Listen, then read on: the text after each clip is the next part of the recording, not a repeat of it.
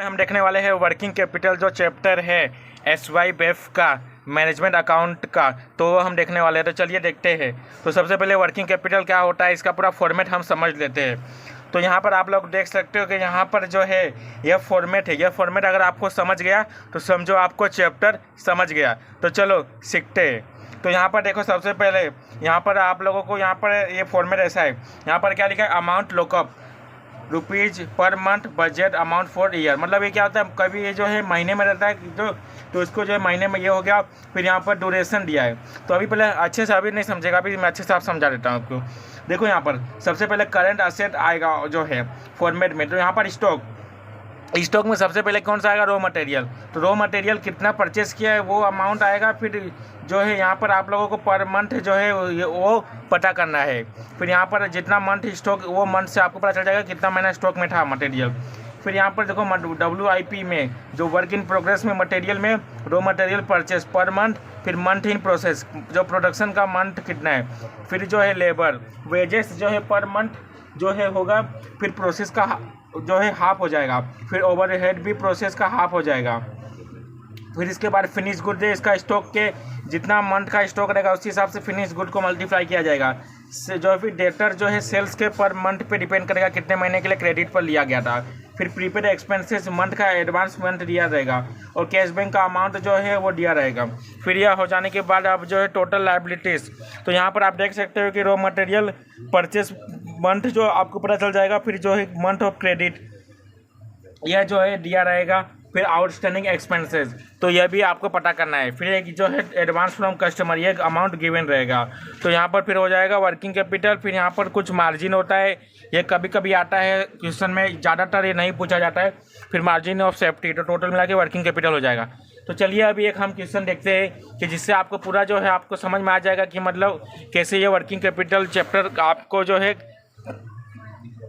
करना है। तो यहाँ पर आप देख सकते हो कि यहाँ पर एक मैंने क्वेश्चन लिया है। तो बुक में इलस्ट्रेशन नंबर 11 है। तो यहाँ पर आप देख सकते हो कि आपको क्वेश्चन दिख रहा होगा। यहाँ पर लिखा है from the following figure prepare an estimated of the following working capital में। इसका आप लोगों को जो है पूरा PDF जो है आपको डिस्क्रिप्शन में मिल जाएगा। यहाँ से आपको जितना सारा मैं सम करवाने वाला हूँ सारा PDF मिलेगा। तो यहाँ से आप डाउनलोड कर लेना। तो यहाँ पर देखो, सबसे पहले देखो यहाँ पर जो है कैसे आपको क्वेश्चन को सॉल्व करना है। तो पहले क्वेश्चन पढ़ना पड़ेगा पूरा। तो यहाँ पर देखो क्वेश्चन के क्या क्या लिखा है। तो यहाँ पर देखो क्वेश्चन ऐसा लिखा हुआ है कि प्रोडक्शन जो है वो 30,000 यूनिट का हो रहा है। सेलिंग प्राइस पर यूनिट कितना है, 10 रुपया। रॉ मटेरियल कितना है, सेलिंग प्राइस का 60%। फिर डायरेक्ट मटेरियल जो है वह रॉ मटेरियल का 1/6 है। और जो है ओवरहेड वो डायरेक्ट वेजेस का डबल है। फिर मटेरियल इन हैंड जो है वो 2 महीने के लिए रिक्वायरमेंट है मटेरियल इन हैंड का। फिर प्रोडक्शन टाइम कितना है, 1 मंथ का। फिनिश गुड कितना है, 3 मंथ के लिए। क्रेडिट फॉर मटेरियल 2 मंथ के लिए। Credit allowed to customer 3 month के लिए। Average cash balance 40,000। Wages and overhead are paid in the beginning of next month. मतलब जो वेजेस और ओवरहेड है उसको नेक्स्ट मंथ जब आ रहा है उसके स्टार्टिंग में जो है पेड किया जा रहा है। In production all the material are charged in the initial stage and wages are accrued evenly। तो चलिए अब देखते सॉल्व करते हैं इस क्वेश्चन को। तो सबसे पहले आप लोगों को क्या करना है, प्रोडक्शन कितने यूनिट का हो रहा है। तो प्रोडक्शन हो रहा है 30,000 यूनिट का। अब ये पता चल गया आपको। फिर यहाँ पर फॉर्मेट बनाना है। तो सबसे पहले आपको particular CPU cost per unit लिखना है। फिर अमाउंट, फिर यहाँ पर जो रॉ मटेरियल, यहाँ पर रॉ मटेरियल आपको देखना है कि रॉ मटेरियल कितना है। तो यहाँ पर देख सकते हो कि रॉ मटेरियल लिखा है कि 60% ऑफ सेलिंग प्राइस। तो सेलिंग प्राइस कितना है, 10। तो 10 का 60% कितना होगा, 6। और टोटल प्रोडक्शन यूनिट कितना है, 30,000। तो 30,000 को 6 से मल्टीप्लाई कर दो, ये हो गया 1,80,000। फिर इसके बाद वेजेस का दिया है कि 1/6 ऑफ रॉ मटेरियल का 1/6। मतलब ये रॉ मटेरियल 6 है तो इसका जो है 6 भाग करो तो 1 आ जाएगा। तो 30,000 इंटू 1 30,000। फिर ओवरहेड डायरेक्ट वेजेस का डबल है। तो ये 1 है तो यहाँ 2 हो जाएगा। तो 60,000 हो जाएगा। 30,000 का डबल 60,000। फिर हम यहाँ पर जो यही 3 चीज़ आएंगे, रॉ मटेरियल वेजेस ओवरहेड। तो टोटल करो तो कितना हो गया, 9। और ये हो गया 2,70,000। अभी इसमें प्रॉफिट कितना परसेंट करना है। तो प्रॉफिट देखो आप लोगों को जो है प्रॉफिट अभी ये 9 हो गया। सेलिंग कितने में हो रहा है, 10 में हो रहा है। मतलब ये 9 रुपया क्या हो गया, ये कॉस्ट हो गया। तो मतलब 1 रुपया बचा हुआ क्या हुआ, हमारा प्रॉफिट हुआ। अभी सर जो है तुम लोग मुझसे पूछोगे कि आप लोग मुझसे पूछोगे कि ये 1 रुपया कहाँ से आया। तो 1 रुपया जो है यहाँ पर 10 रुपया सेलिंग प्राइस है, 1 रुपया यहाँ से आ गया, 9 रुपया कॉस्ट प्राइस हुआ। अभी ये हो गया स्टेप अभी स्टेप 2 में क्या है, स्टेप 2 में यही है कि 30,000 यूनिट को जो है ये पूरा साल का है, तो आपको पूरे महीने का निकालना है। तो एक महीने का कितना हो गया, 2500 यूनिट। अभी ये हो गया। अभी इसका हम फॉर्मेट बनाते हैं कि किस प्रकार इसको सॉल्व करना है। अगर आपने ये सॉल्व करना अगर आपको आ गया, तभी जो है आप लोगों को जो है SY बेफ का जो है सम आप लोगों को अच्छे से कर पाओगे, मैनेजमेंट अकाउंट का। तो चलिए, सबसे पहले फॉर्मेट मैंने आपको बता दिया, तो समझा देता हूँ फिर से। सबसे पहले पर्टिकुलर लिखना है, फिर वर्किंग लिखना है, यहाँ पर यूनिट, फिर रेट, फिर मंथ, फिर अमाउंट। सबसे पहले करंट असेट एक लिखना, फिर करंट असेट लिखना, फिर यहाँ पर 1 करके स्टॉक लिखना। सबसे पहले रॉ मटेरियल आएगा, हर क्वेश्चन में रॉ मटेरियल आएगा। तो यहाँ पर कितना है पर मंथ का यूनिट, 2500। अभी यहाँ पर मैंने निकाल के दिखाया था ना आपको, 2500।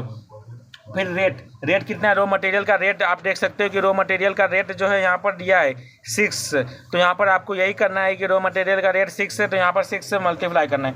और मंथ, कितने मंथ के लिए प्रोडक्ट्स जो है रॉ मटेरियल था, तो रॉ मटेरियल का देखो लिखा है यहाँ पर, मटेरियल इन हैंड 2 महीना का जो है लिखा हुआ है, तो ये हो गया 30,000।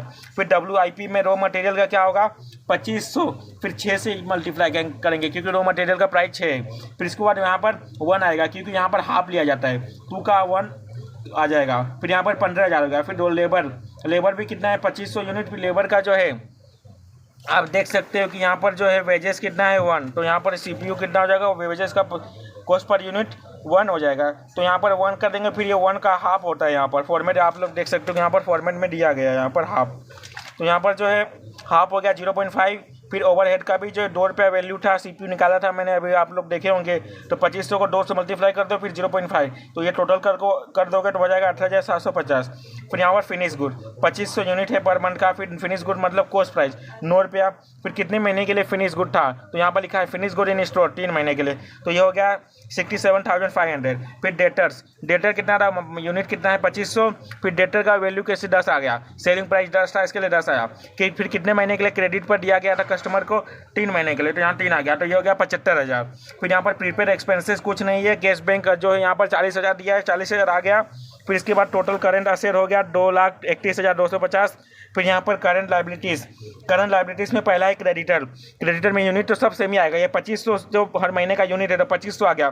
फिर क्रेडिटर मतलब जो फिर क्रेडिटर को यूनिट रेट से मल्टीप्लाई करेंगे। तो अगर आप किसी से मटेरियल खरीद रहे हो, तो यहाँ पर रॉ मटेरियल का वैल्यू मैंने निकाला था ₹6 से हम खरीद रहे, तो ₹6 से हम खरीद रहे, तो 6 से मल्टीप्लाई कर दो। फिर कितने महीने के लिए जो है आप लोग क्रेडिट पे ले रहे हो, 2 महीने के लिए, तो इसका वैल्यू हो गया 30,000। फिर आउटस्टैंडिंग वेजेस और ओवरहेड का लिखा है कि हम जो है नेक्स्ट महीने में जो है हम वेजेस का जो है आउटस्टैंडिंग वेजेस पेड कर रहे हैं, तो ऐसे 12 महीने का हम जो है अगले महीने, जैसे आज जनवरी का फरवरी में पेड कर रहे हैं, फरवरी का मार्च, ऐसे करके दिसंबर का जनवरी में, तो मतलब ये 12 महीने का, और दिसंबर का जो है वो हम नेक्स्ट ईयर में पेड करेंगे। तो इसके लिए 1 महीने का क्या है, आउटस्टैंडिंग है, तो इसके लिए यहाँ पर 1 आया है। तो आउटस्टैंडिंग वेजेस का जो है रेट 1 था वेजेस का, और यहाँ पर 1 महीने के लिए आउटस्टैंडिंग है, तो 2500 हो गया। फिर जो ओवरहेड का वैल्यू था ₹2 रेट, यहाँ पर वैल्यू हमने निकाला है, तो यहाँ पर देखो ओवरहेड का 2 है, तो इसके प्रकार जो यहाँ पर 2 आ गया। फिर ये जो है कितना महीने का आउटस्टैंडिंग था 1, तो यहाँ पर 5,000 हो गया। अभी टोटल करंट लाइबिलिटीज ऐड करो तो कितना हो गया 37,500। अभी इसको क्या करना रहता है, माइनस करना रहता है। इसमें से क्या होगा, ए में से बी माइनस होगा, तो यहाँ पर कितना आ गया 1,93,750। तो इस प्रकार जो है वर्किंग कैपिटल का पहला सम सॉल्व हो गया। तो आपके जितने भी कॉलेज के स्टूडेंट हैं सारे स्टूडेंट को शेयर करो। बस यही मैं सोचा कि कोई भी स्टूडेंट को जो है कुछ दिक्कत ना हो, इसके लिए मैंने ये वीडियो बनाया है। तो मैनेजमेंट अकाउंट का सारे चैप्टर का वीडियो आने वाला है, शेयर करो, सब्सक्राइब करो प्लीज़। अपने जितने भी कॉलेज ग्रुप के दोस्त हैं पूरे ग्रुप में ये वीडियो शेयर कर दो। Okay friend, bye.